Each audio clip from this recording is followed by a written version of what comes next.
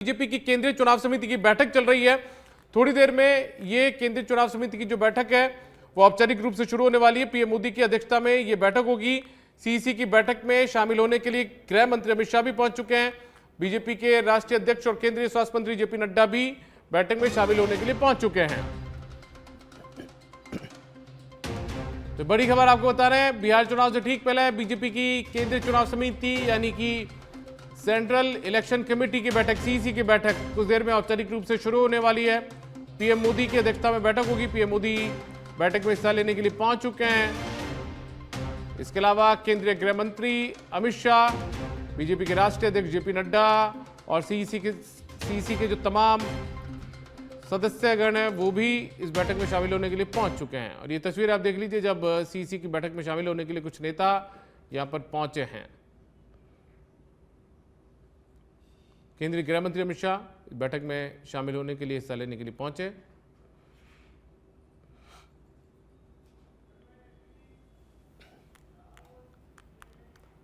केंद्रीय गृह मंत्री अमित शाह कल जयपुर के दौरे पर रहेंगे। कल सुबह 11:40 पर जयपुर एयरपोर्ट पर अमित शाह पहुंचेंगे। उसके बाद में तकरीबन 15 मिनट बाद जेईसीसी सीतापुरा गृह मंत्री अमित शाह पहुंच जाएंगे। जेईसीसी में आयोजित विभिन्न कार्यक्रमों में वो शामिल होंगे। 11:55 से लेकर 1:25 तक वो जेईसीसी में रहेंगे। उसके बाद वहां से रवाना होंगे और 2 बजे जयपुर एयरपोर्ट के लिए वो रवाना हो जाएंगे। 2:15 बजे जयपुर एयरपोर्ट से अपने आगे के कार्यक्रमों के लिए वो रवाना होंगे। केंद्रीय गृह मंत्री अमित शाह कल सुबह 11:55 पर जेईसीसी सीतापुरा पहुंचेंगे। उसके बाद में विभिन्न कार्यक्रमों में शामिल होंगे।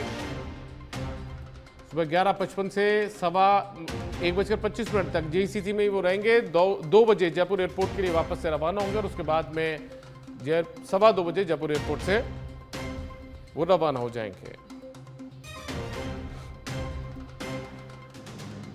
मुख्यमंत्री भजनलाल शर्मा की पहल पर प्रारंभ की गई मुख्यमंत्री आयुष्मान आरोग्य यानी कि MAA योजना जीवन और मृत्यु के बीच संघर्ष कर रहे गंभीर रोगों के लिए जीवनदायिनी साबित हो रही है।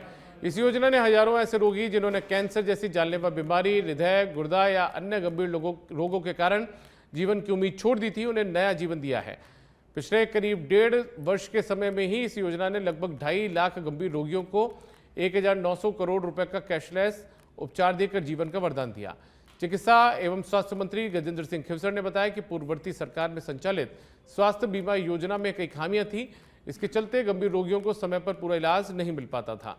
मुख्यमंत्री भजनलाल शर्मा ने गरीब एवं जरूरतमंद रोगियों की तकलीफ को समझा और पूर्व में संचालित योजना के स्थान पर सुगम और सुलभ कैशलेस उपचार के लिए 19 फरवरी 2024 से मुख्यमंत्री आयुष्मान आरोग्य योजना की शुरुआत की।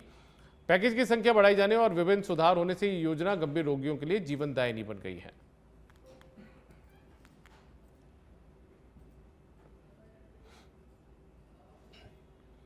राजस्थान के राज्यपाल हरिभाऊ बागड़े ने कहा कि लेखा, शिक्षा और अनुसंधान एक दूसरे के पूरक हैं जो शैक्षिक गुणवत्ता को बढ़ाते हैं। भारतीय लेखांकन परिषद उदयपुर शाखा और राजस्थान विद्यापीठ विश्वविद्यालय की ओर से आयोजित 2 दिवसीय all India accounting conference and international seminar के उद्घाटन में उन्होंने विचार व्यक्त किए हैं। राज्यपाल ने शिक्षा संस्थानों को संस्कार मंदिर बताते हुए युवाओं से समय के सदुपयोग, पारदर्शिता और नैतिक मूल्यों को अपनाने का आग्रह किया। उन्होंने कौटिल्य के अर्थशास्त्र का उल्लेख करते हुए राजकीय कोष और व्यय में पारदर्शिता पर जोर दिया है। बागड़े ने युवाओं को लेखांकन में नवाचार और प्रौद्योगिकी के माध्यम से राष्ट्र निर्माण में योगदान देने की प्रेरणा भी दी है।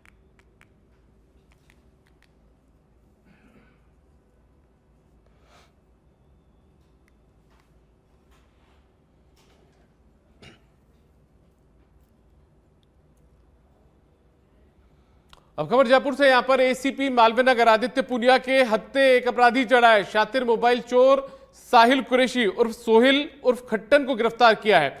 इस आरोपी के कब्जे से कल 21 विभिन्न कंपनियों के महंगे मोबाइल फोन बरामद हुए थे। खोना गोरियान थाना पुलिस ने परिवादी दरव सिंह की रिपोर्ट पर यह कार्रवाई की है।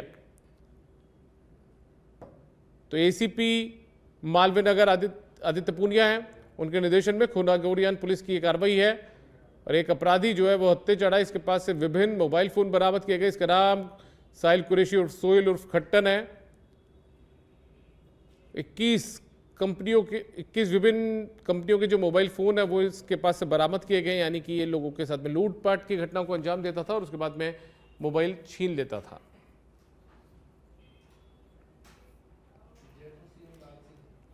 सरदार शहर में विधायक अनिल शर्मा के आवास पर शहर और देहात ब्लॉक कांग्रेस कमेटी के संयुक्त तत्वाधान में संगठन सृजनात्मक अभियान और प्रेस कॉन्फ्रेंस का आयोजन किया गया। कार्यक्रम में एआईसीसी के पर्यवेक्षक सुभाष चोपड़ा, पीसीसी के महासचिव, तारानगर विधायक और दिल्ली कांग्रेस की कांता शर्मा उपस्थित रहे।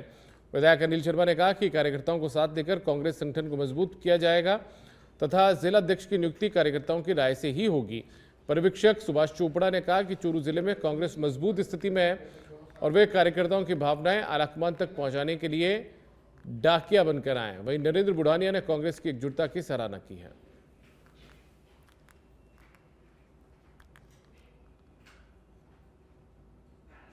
मजबूत होती है। इसी उद्देश्य के साथ राहुल जी ने हमें यहाँ भेजा है कि आप कार्यकर्ता से बात करके ये देखें कि कौन सा आदमी जिसके अंदर ये कैपेसिटी हो कि कार्यकर्ता को साथ लेके चले और उनके दुख सुख का भागीदार हो। ऐसे आदमियों को उनके नाम प्रपोज करिए। उसके बाद कमेटी बैठती है, committee has to decide the final name. तो मकसद ये है कि पार्टी को कैसे। खबर जयपुर से, यहां पर एसीपी मालवीय आदित्य पुनिया ने खुलासा किया, ई रिक्शा चोरी करने वाले 2 शातिर चोर गिरफ्तार किए गए हैं। इनके कब्जे से चोरी के 9 ई रिक्शा और 1 मोटरसाइकिल को बरामद किया गया। घटना में प्रयुक्त एक ऑटो को जब्त किया गया। गुर्जरों की बगीची छोटी चौपड़ जयपुर से इन्होंने ये बाइक चुराई थी। जवाहर सर्किल थाना पुलिस अब अन्य चोरी के प्रकरणों के संबंध में भी इनसे पूछताछ कर रही है।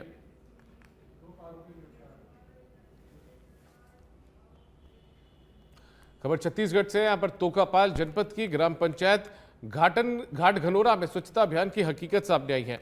बीते 1.5 साल से नालियों की सफाई न होने से गंदा पानी ग्रामीणों के घरों में घुस रहा है। पीने के पानी के नल नालियों के पास होने से लोग दूषित पानी पीने को मजबूर हैं। स्वच्छ बेदड़क की टीम के मौके पर पहुंचने पर ग्राम सचिव ने स्वीकार किया कि सफाई नहीं हुई है। अब सवाल ये उठता है कि आखिर इस लापरवाही का जिम्मेदार कौन है। ग्रामीण स्वच्छता और स्वास्थ्य के लिए जिम्मेदारों से जवाब मांग रहे हैं। सरकार गांवों के विकास के लिए अनेकों योजनाएं बनाती हैं और उन्हीं विकास की योजनाओं को अगर देखा जाए तो जमीन स्तर पर कैसे बंदरबांट हो रहा है। नालियां गांव में बन गई हैं, लेकिन उनमें साफ सफाई की जिम्मेदारी गांव की पंचायत के ऊपर होती है। आप देख सकते हैं, मैं फिलहाल घाट घनौरा में हूँ। आप देखिए ये पाइप, ये गंदी नाली है, इसमें सफाई नहीं हुई, इसलिए पूरी की पूरी बंद हो चुकी है। दूसरी ओर ये पानी का पाइप है, जो पीने का पानी पीने को लोग मजबूर होते हैं, जिससे बीमार हो जाते हैं। ये नाली इधर जा रही है, दूसरी ओर सामने अगर देखा जाए तो दूसरी ओर नाली है इस रोड के किनारे, वहां पर भी वो बतख देखिए तो तैर रही है नाली के अंदर। ये स्थितियां हैं। मैं एक घर के आगे खड़ा हूँ, एक महिला अपने बच्चे के साथ खड़ी है। आप देखेंगे ये नाली है, इसके घर। दीदी क्या नाम है आपका? लक्ष्मी बघेल। कौन गाँव के रहने वाले हो? घाट घनौरा। और यहाँ पर ये नाली का ये क्या है, साफ सफाई की सुविधाएं नहीं होता है। नहीं होता है। और यहाँ पर कभी सफाई हुई है इसमें या नहीं हुई है? नहीं, मेरे आए टाइम से तो नहीं हुआ है। अब जो पीने के पानी की जो समस्या है, इसका क्या निराकरण हो रहा है? कहाँ से पीते हैं? यही से पीते हैं। ये गंदा पानी जिससे बीमार नहीं होते हैं? जान के ले जाते हैं। देखिए किस तरह से एक ओर तो अमृत जल मिशन की योजनाएं चल रही है, दूसरी ओर ये लोग ये नाली का गंदा पानी पीने को मजबूर। आप देख सकते हैं, मेरे कैमरामैन बताएंगे कि ये देखो किस तरह से नाली है और नाली के अंदर ये पानी का पाइप फटा हुआ है। आखिरकार कितनी मुश्किलें होती होगी इन ग्रामीणों को, लेकिन पंचायत कुछ भी समाधान नहीं कर पा रही है। आखिरकार इसका जिम्मेदार कौन? क्या प्रशासन अब संज्ञान लेके उचित कार्रवाई करेगी और क्या इन नालियों की सफाई होगी, या फिर ये यूं ही होकर इतिश्री हो जाएगी? कैमरामैन सोनिक साथ आरोप सिंह राजपूत, स्वच्छ बेदड़क, जगदलपुर। ये भी करेंगे सर। क्या है, पूरा खेत है ना, गांव के ऊपर पूरा खेत है, खेत का पूरा पानी उसी रोड पे ही जाता है। उसकी वजह से भी कचरा हो रहा है। नाली ऊपर से गहरा नहीं है, प्रधानमंत्री सड़क योजना के अंतर्गत बना है, उसकी गहराई भी कम है। और लोग भी है ना, झाड़ू मारते हैं, वही लाके फेंकते हैं। और कुछ लोग है जो निर्माण के लिए रेती लाके रखे हैं, वो भी नाली में रख दिए है। इसके कारण से परेशानी हो रहा है। तो अभी हम लोग तत्काल उसको रेती हटा के नाली का सफाई का काम करेंगे। ये भी करेंगे सर। खबर खैरतल से है। हरसोली में खाद्य सुरक्षा विभाग की बड़ी कार्रवाई देखने को मिली है। जिले में मिलावटखोरों पर नकेल कसने के लिए कार्रवाई की गई। 4 मिठाई दुकानों से सैंपल यानी कि नमूने लिए गए हैं। अब इन नमूनों को लैब में जांच के लिए भिजवाया गया है।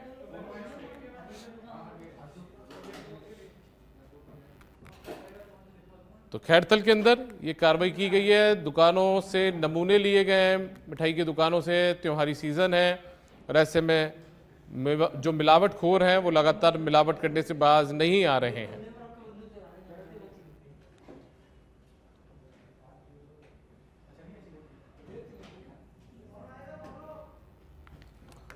तो खैरतल में हरसोली के अंदर खाद्य सुरक्षा विभाग की कार्रवाई देखने को मिली है। यहां पर विभिन्न दुकानों से जो मिठाई की दुकान है वहां से सैंपल लिए गए हैं। मिलावटखोरों पर नकेल कसने के लिए कोशिश खाद्य सुरक्षा विभाग की ओर से की जा रही है। दरअसल दिवाली का त्यौहार सामने है, तकरीबन 1 हफ्ते का वक्त बचा है और इस 5 दिवसीय त्यौहार के बीच में जो मुनाफाखोर हैं, मिलावटखोर हैं, वो अपना मुनाफा कमाने के लिए किसी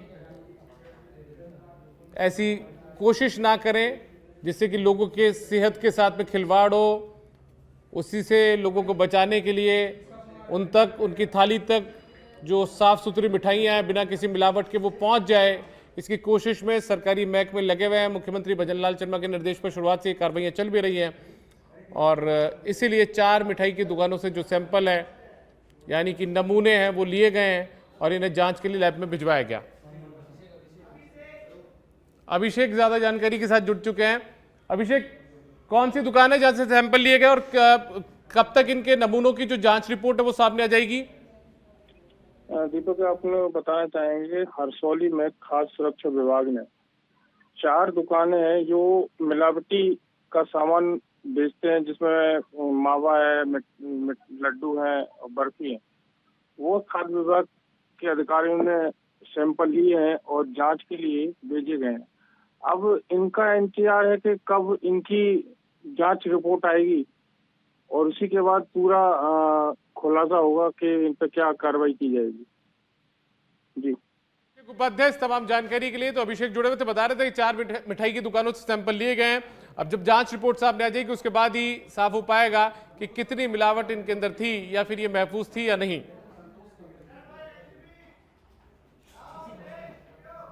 धौलपुर में त्योहारी सीजन में खाद्य सुरक्षा टीम ने राजाखेड़ा के पास एक कार से लगभग 250 किलोग्राम दूषित और बदबूदार मावा पकड़ा है। मौके पर जांच में खराब पाए जाने के बाद मावे को नष्ट कर दिया गया। टीम ने पालीवाल डेयरी से घी के 3 नमूने भी जांच के लिए लिए हैं। मिलावटखोरों के खिलाफ यह अभियान दीपावली तक जारी रहने वाला है। ये देखिए, यहां पर भी मिलावटी बदबूदार जो मावा है वो मिला है। 250 किलोग्राम ये मावा था। अब आप सोचिए किन किन लोगों तक, किन किन घरों तक ये पहुंच जाता मिठाई के तौर पे। ऐसे में इन्हें नष्ट भी यहां पर करवाया गया है। धौलपुर जिले का राजाखेड़ा ये कस्बा है और यहीं पर एक कार के अंदर ये मावा बरामद हुआ था 250 किलोग्राम, जिसे यहां पर नष्ट भी करवा दिया गया। अभी देखिए, जेसीबी की मदद से गड्ढा खुदवाकर इस मावे को नष्ट किया गया।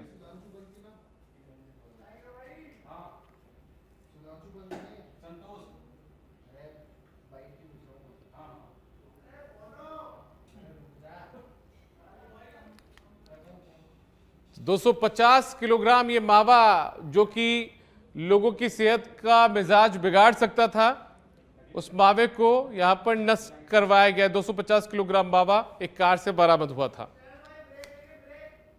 सांसद खेल महोत्सव 2025 का शुभारंभ कल खेमा बाबा स्टेडियम बायतू में होगा। पूर्व केंद्रीय मंत्री कैलाश चौधरी के नेतृत्व में बाड़मेर जोधपुर संसदीय क्षेत्र के प्रत्येक मंडल में इस महोत्सव का आयोजन किया जा रहा है। कबड्डी, खो खो, रस्साकशी, एथलेटिक्स समेत विभिन्न खेल प्रतियोगिताएं 19 नवंबर तक मंडल स्तर पर होने वाली हैं। तैयारियों में कार्यकर्ता जुटे हैं। मंडल अध्यक्ष हनुमान जानी और जोगाराम भोजासन ने इस बात की जानकारी दी है।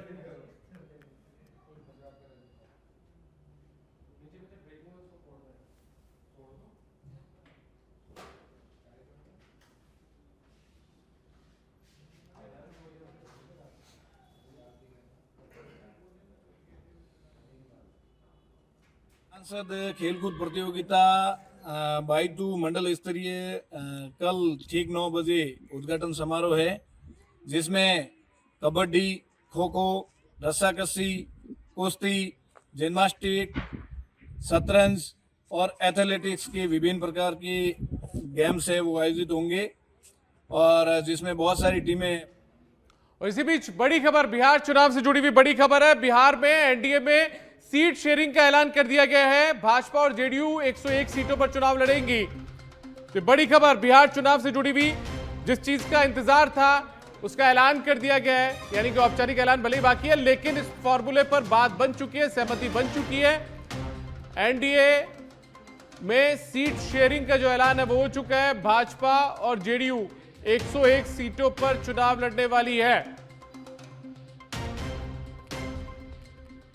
तो बिहार में विधानसभा के चुनाव हो रहे हैं और इसको लेकर जो कश्मकश थी वो लगातार चल रही थी, सीटों की शेयरिंग को लेकर कि कौन सा दल जो है एनडीए का वो कितनी सीटों पर लड़ेगा चुनाव। उसी बीच ऐलान कर दिया गया है।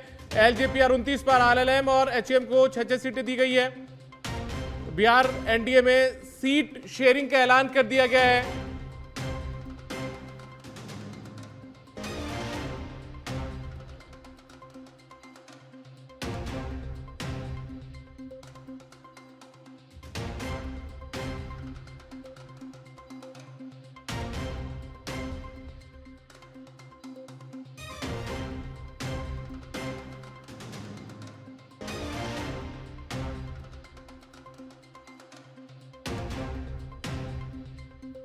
को 29, आरएलएम और एचएम को 6 सीटें यहां पर दी जाएगी। तो सीट शेयरिंग का ऐलान एनडीए के भीतर कर दिया गया है। बीजेपी और जेडीयू यानी कि जनता दल यूनाइटेड जो भी सत्ता के भीतर हैं, जिनकी अगुवाई में सरकार चल रही है, ये दोनों दल 101 सीटों पर चुनाव लड़ेंगे। इसके अलावा एलजेपी 29 पर, आरएलएम और एचएम 6 सीटें इनके लिए छोड़ी जाएंगी।